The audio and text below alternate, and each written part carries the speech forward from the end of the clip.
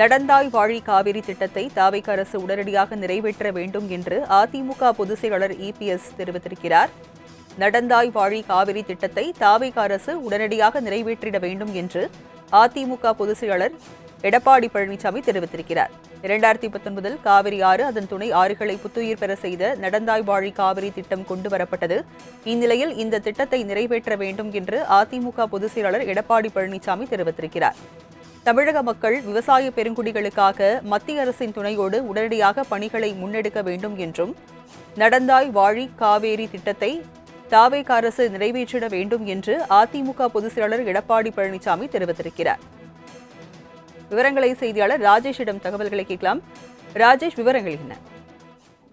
ராஜலட்சுமி வணக்கம். நடந்தாய் வாழிய காவிரி திட்டத்தை உடனடியாக நிறைவேற்றிட வேண்டும் என்று தமிழக வெற்றிக் கழக அரசை அதிமுக பொதுச் செயலாளர் எடப்பாடி கே பழனிசாமி வலியுறுத்தியிருக்கிறார். அவர் அந்த அறிக்கையில் நடந்தாய் வாழிய காவிரி நாடெங்கும் செழிக்கும் நன்மையெல்லாம் சிறக்க நடந்தாய் வாழிய காவிரி என்று அவர் குறிப்பிட்டிருக்கிறார்.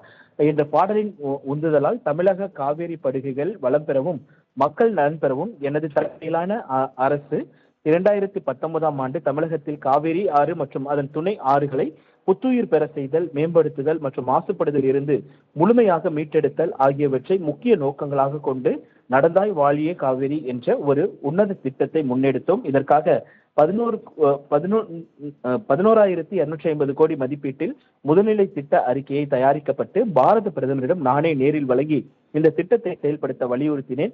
கொள்கை அளவில் இந்த திட்டத்தை ஏற்றுக்கொண்ட மத்திய அரசு பாராளுமன்ற கூட்டத்தில் குடியரசுத் தலைவர் உரையிலும் இந்த திட்டத்தை சேர்க்கப்பட்டு அறிவிக்கப்பட்டது. அதன் பின்பு வந்த திமுக அரசு அதனை கிடப்பில் போட்டதாக அவர் குற்றம் சாட்டியிருக்கிறார்.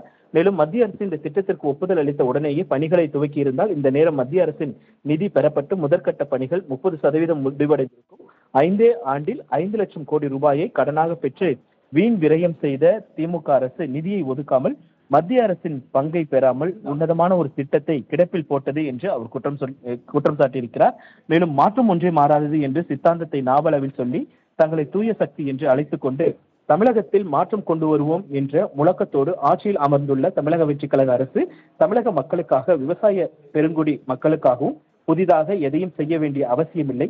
மக்கள் விரோத திமுக அரசால் முடக்கி வைக்கப்பட்ட நடந்தாய் வாழிய காவிரி திட்டத்தை மத்திய அரசின் துணையோடு உடனடியாக துவக்கி பணிகளை முன்னெடுக்க வேண்டும் என்று அவர் கேட்டுக்கொண்டிருக்கிறார். மேலும் வாய் சவடால் அடிப்பது, ரீல்ஸ் விடுவது, குதிரை பேரம் நடத்தி ஆட்சியை காப்பாற்ற முயல்வது போன்ற தகுதி திட்ட வேலைகளை எல்லாம் கைவிட்டுவிட்டு விவசாய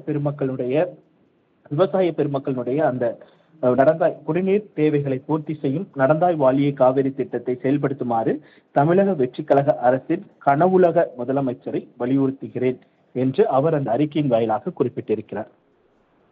விவரங்களை வழங்கியதற்கு நன்றி ராஜேஷ்.